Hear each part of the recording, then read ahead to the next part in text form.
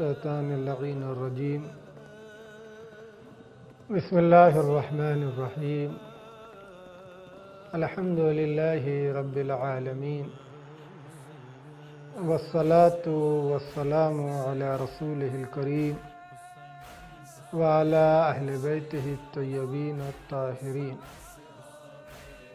واللعنۃ علی اعدائہم اجمعین اما بعد فقد قال الحسین بن علی علیہم الصلاة والسلام انی لعالم اصحابا اوفا ولا خیرا من اصحابی۔ کربلا کے چمکتے ستارے کے عنوان سے شہدائے کربلا علیہ السلام اور سرکار سید الشہداء امام حسین علیہ السلام کے اعوان و انصار کا ذکر کیا جا رہا ہے۔ ایک وہ ناصر کہ جسے تاریخ نے عبدالعالی بن یزید کلبی علیمی کے نام سے یاد کیا ہے۔ ان کا تعلق خاندان علیم سے تھا اور یہ کوفے میں تھے۔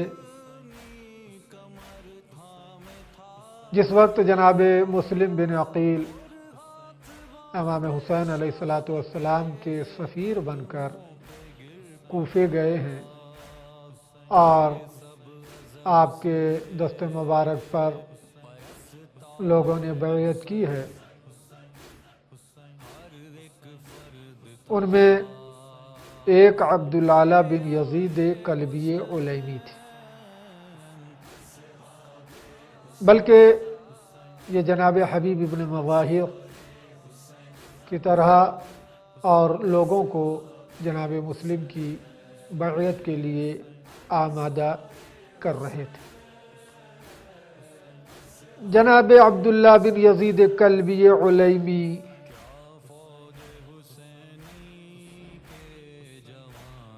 امام حسین علیہ السلام کے سفیر کے ساتھ ساتھ رہے، اور جب حالات خراب ہو گئے اور کوفے کا ماحول تبدیل ہو گیا اور جناب مسلم اکیلے رہ گئے، تو تاریخ میں ملتا ہے کہ جن چند شخصیتوں کو عبید اللہ بن زیاد اللعین نے گرفتار کرنے کا حکم دیا تھا، ان میں ایک وہ یہ شخصیت تھی جن کا نام تھا عبدالعالی بن یزید کلبی۔ لیکن عبدالعالی بن یزید کلبی علیمی جناب مسلم بن عقیل سے جدا نہیں ہوئے تھے۔ ہاں، جب انتشار ہوا اور فوجیں چھٹیں اور لوگ جناب مسلم کو چھوڑ کے چلے گئے، تو یہ لباس رزم پہن کے وہاں جانا چاہ رہے تھے کہ جہاں جناب مسلم بن عقیل نے اعلان کیا تھا کہ سب ہمارے ہاتھ پر بیعت کرنے والے اور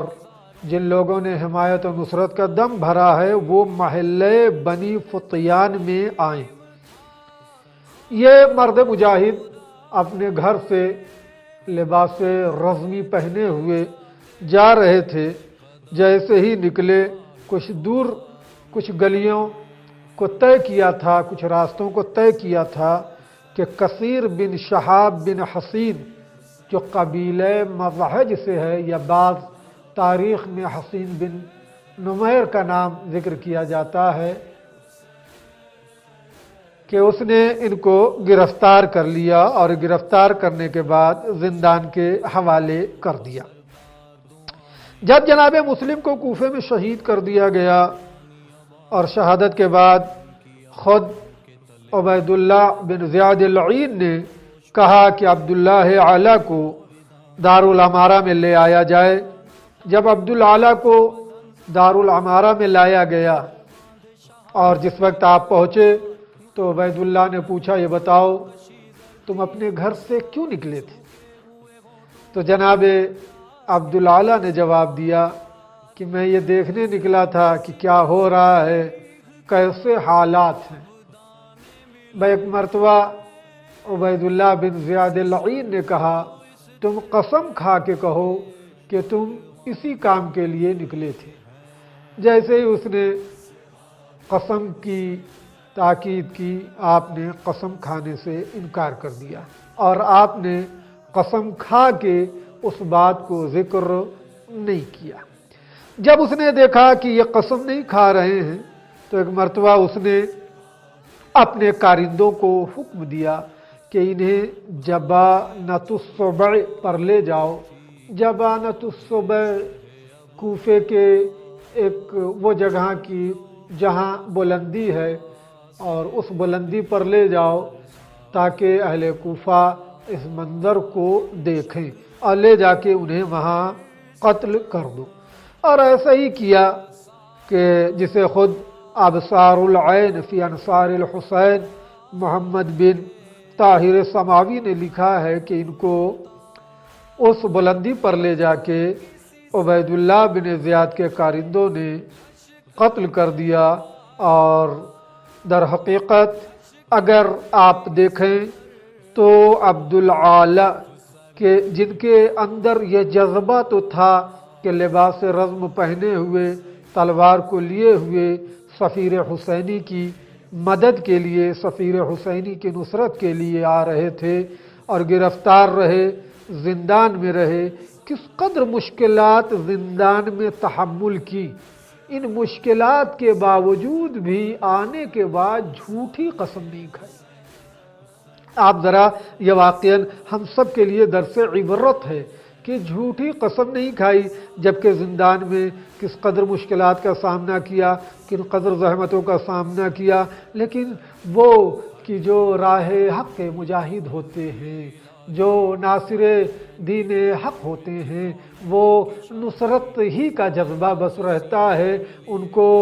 اور کسی دوسری چیز کی فکر